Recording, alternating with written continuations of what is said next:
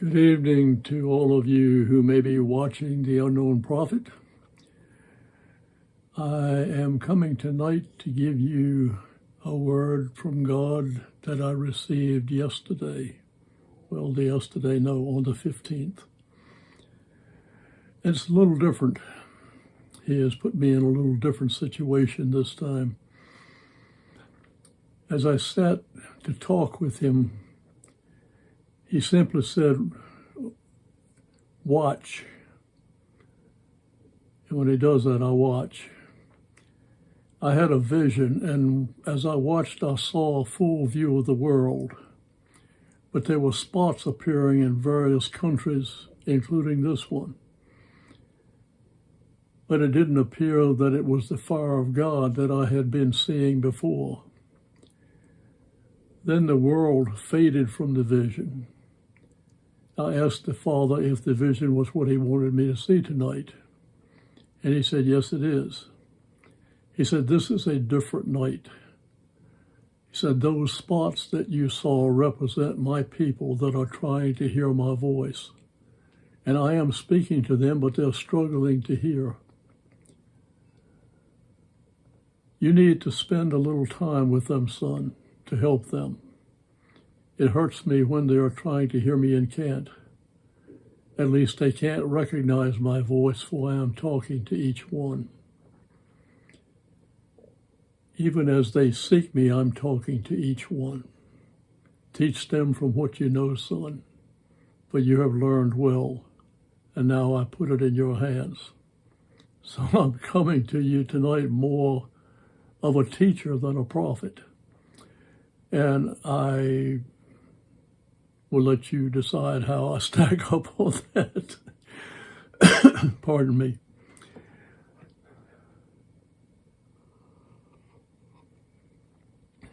My unknown prophet cup. When I started out, number one, learning to hear God's voice or trying to hear God's voice, I found a book by Mark Virkler, Virkler, titled How to Hear God's Voice. And I decided that that would probably be a very good place to start trying to hear God's voice. So I bought the book, and that was my diving platform for diving into learning how to hear God.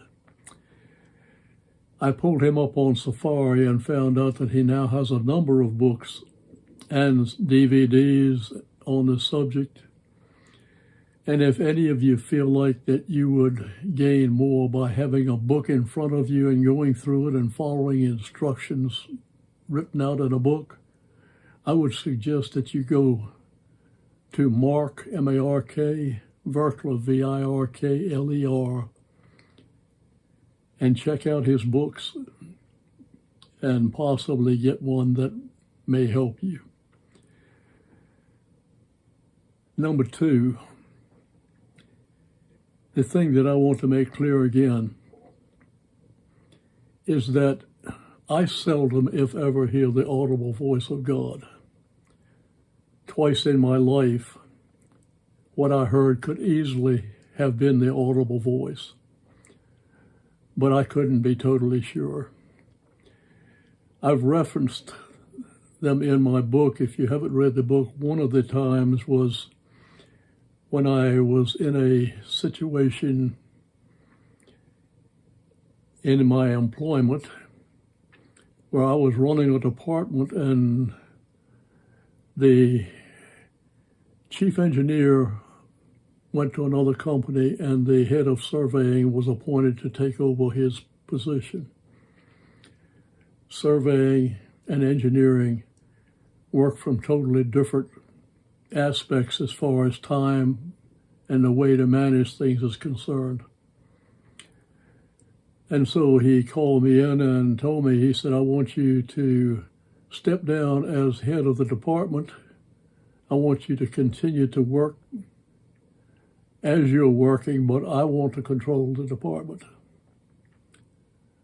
I told him at that time, that I would be glad to check it out. I was getting ready to go on vacation. I said, when I get back to you, I'll let you know what I come up with. Somewhere in that same time frame, I heard the voice of God. Again, I don't know if it was audible or in the spirit, but it was so loud that I basically stopped and I said, "Excuse me?" And I looked behind me to see who it was. And there was no one there. But God spoke to me again the same thing. And what he had said was, he said, "I have this under control." I'm paraphrasing because I don't have the book in front of me to go back and get the exact words. But basically he said, "I have it under control. It's in my hands." And from that I got total peace. Now, that was one of the times. There's another time I heard the voice very, very strongly. Again, I don't know that it was audible or not. Nonetheless, that is something that you need to bear in mind. Don't look for an audible voice. I once had someone tell me, if God speaks to you audibly, you're in trouble. I don't know that that's true, because God can speak any way he wants to. But look for that still small voice that speaks to your spirit and to your mind. When you are striving to get to know God and to hear his voice, don't go asking him a lot of questions that you want answered. Stay away from the questions for the time being and form a relationship with him first. Save the questions for later. Start out by telling him you love him, telling him that you just want to talk with him. Praise him, praise his name, and then be quiet and listen. Worship and praise before you start is always a good idea, and it will set the stage for a close relationship. But come to him just seeking to get to know him rather than ask a bunch of questions to start with.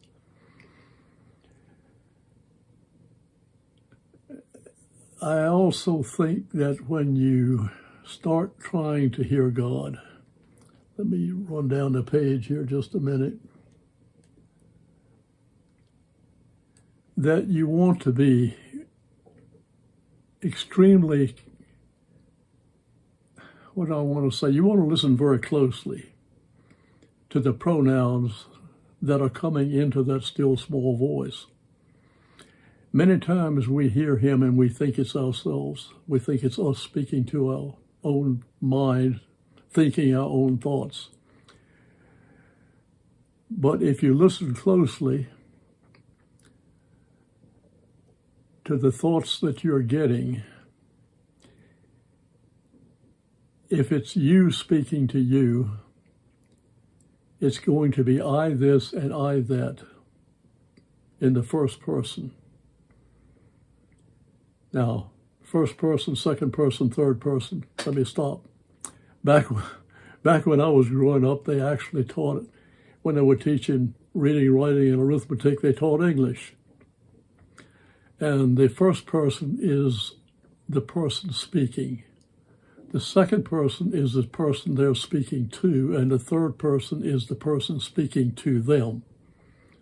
So when I say the first person, if your thoughts are coming back in and you say, "Lord, I want to talk with you," and your mind says, "Yes, I want to talk to you too," that's you speaking to yourself, because that's the first person speaking. I, me. What you will hear from God will be the third person. God speaking to you will say, "You need to do so and so. You need to accomplish so and so."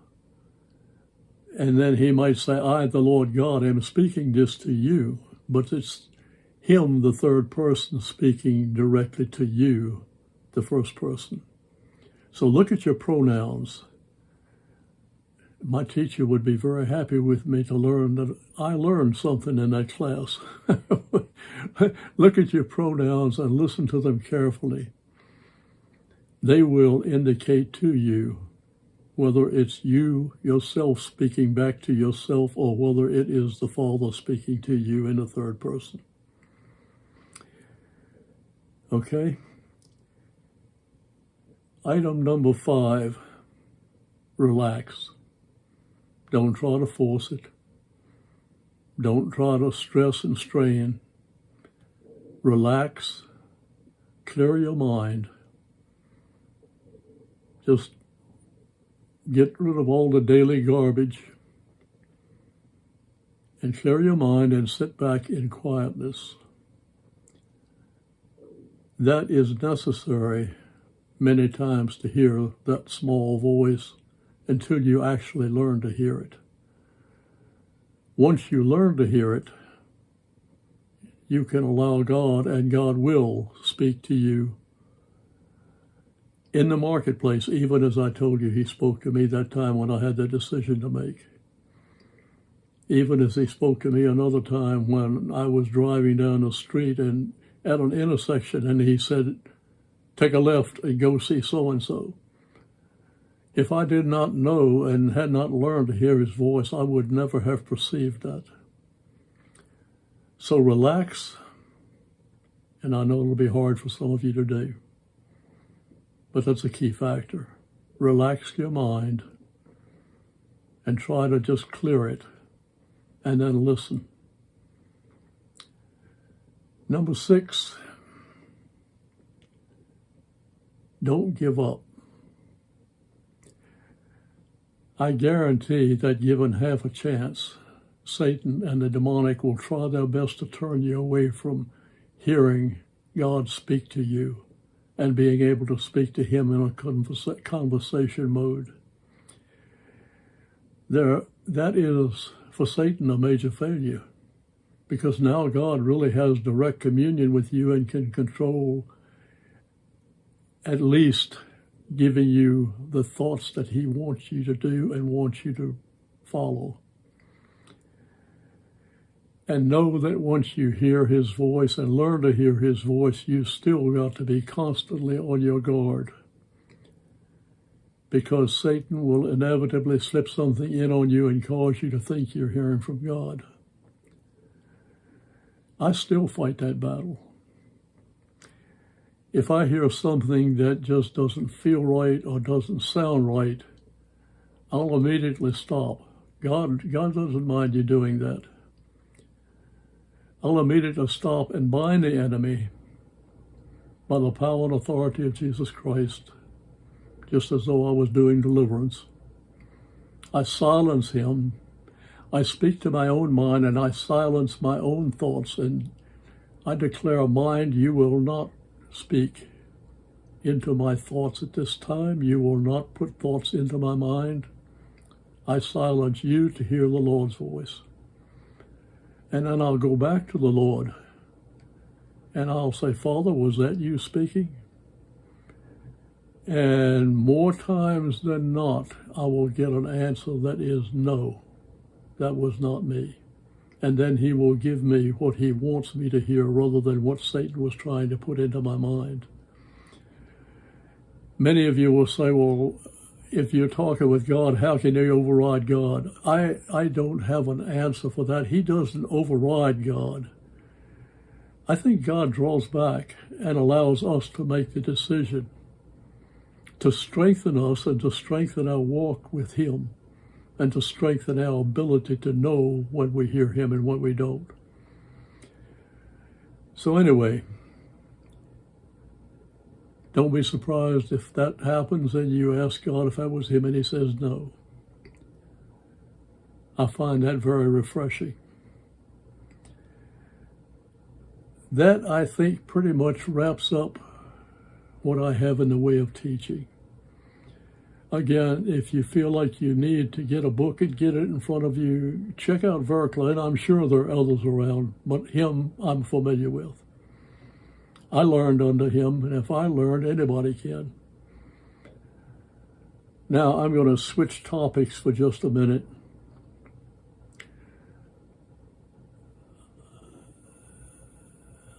In a blog of the 7th, the blog that I put on the 7th, I believe that I mentioned Biden and his party. I try to stay away from direct politics, but when a father gives me a word, I don't try to make it politically correct. I will not change what he says, and when he tells me to post it, I will. I am truly sorry that if it upset anyone, and I can understand how it would, but I will do what the Father says do, and I will say what the Father says say. I can only apologize if I hurt you. And if I didn't know I was hearing God's voice in all this, I would quit. I love you all, and again, if I upset some of you, I am extremely sorry. But as he speaks to me, I speak to you. I, the unknown prophet, Fred Watkins, have spoken this, not the Father. That is what I have for today. I hope the teaching will help some, and I know that God is really wanting his people to hear his voice. And when he speaks and you fail to hear it, it makes him sad. It actually, I think, hurts him. Otherwise, he wouldn't have told me to do what I have done today. God bless you. The unknown prophet, Fred Watkins, signing off.